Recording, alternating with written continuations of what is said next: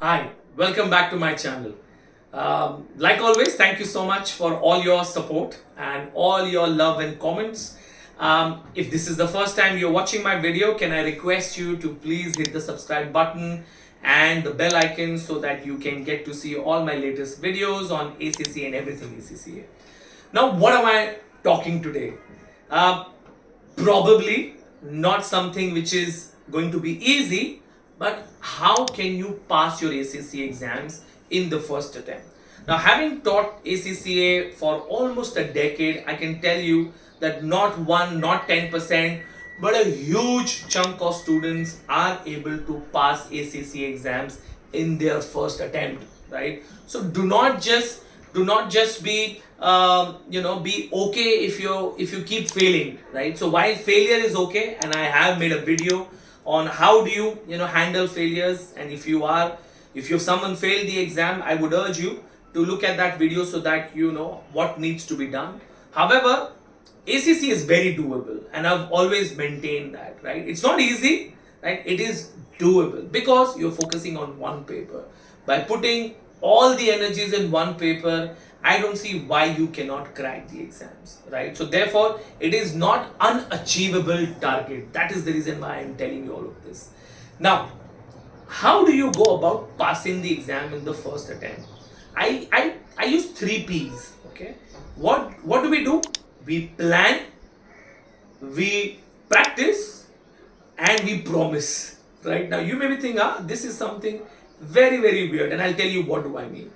You need to make sure that you have planned all the time, effort, content, everything that is required to crack the exams. You planned for it already, right? Because look, ACCA is challenge, right? And to overcome that challenge, you need to make sure that you have put in all the planning in place so that you can overcome it, right? So how many hours are you going to study? What are you going to study? How are you going to know that you've studied well? Are you going to do mocks? Are you going to do tests? Are you going to ask someone to take your test, or just check your understanding? So there are multiple things that you can do. So I would urge you, if you are doing one paper and today the exams are done and tomorrow is a Saturday and you need to now start studying for the next paper, draw up a plan. We unfortunately are very bad at it, right? But this is probably the most important thing that we do, right? To pass in the first attempt, that you plan for it. Okay, because it's a common saying, right, that when you fail to plan, you plan to fail, right? So on that very cliched note, you need to make sure that you put across what are you going to do for the next 3 months to make sure that you are ready for the exam. Once you've done that, needless to say that you're going to study, right? So that's why in my piece I don't talk about studying, because without studying, how you going to sit for the exams, right? Unless you are too rich and you don't care about the expensive exams, you will study. But along with the study, practice, right? So many students who reach out after they fail, that I've done one mock. No, oh my god, that's a suicide. You can't do just one mock and go for the exam. We at FPA, we do at knowledge level 8, 9, 10 mocks, right? And then there are progress tests, right? The same goes for skill level. We do so many mocks so that the students are well versed in what can come in the exam, right? I'm not saying that there is any kind of rote, but at least you are used to the interface.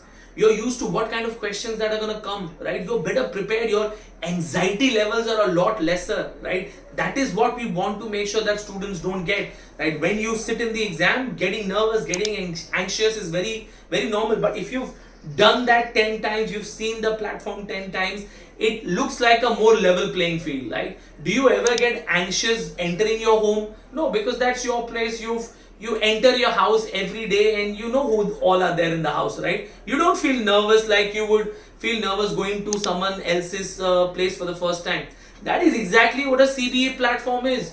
You go on that exam day, you sit on that system, and when you open that CBA platform, should like your home. It is absolutely normal for you to go and click on this, go skip the question, flag, do everything.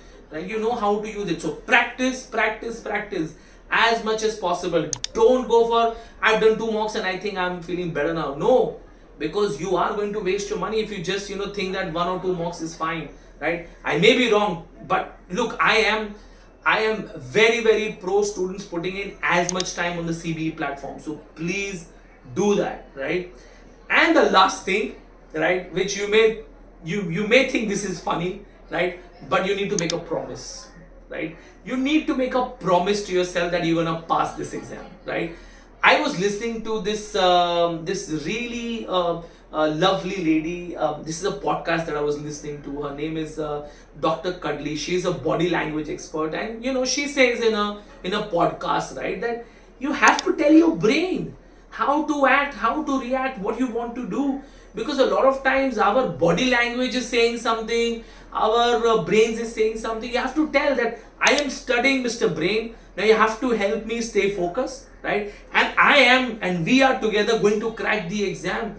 Trust me, this is not being all loony right now. I'm not saying that you become all cuckoo in your head, right? These are some of the things that you need to do in terms of improvising, right? You need to make sure that you tell yourself that I am going to put in all the efforts, I'm going to plan, I'm going to practice, and I am going to pass the exam, right? So it's a promise to pass the exam is what you need to do, right? Because unless and until you are not mentally prepared to pass, your body and everything else is not going to support you, right? So with that 3P strategy, I do hope you are able to pass your exams. Do write to me if this works for you. Thank you so much and all the very best.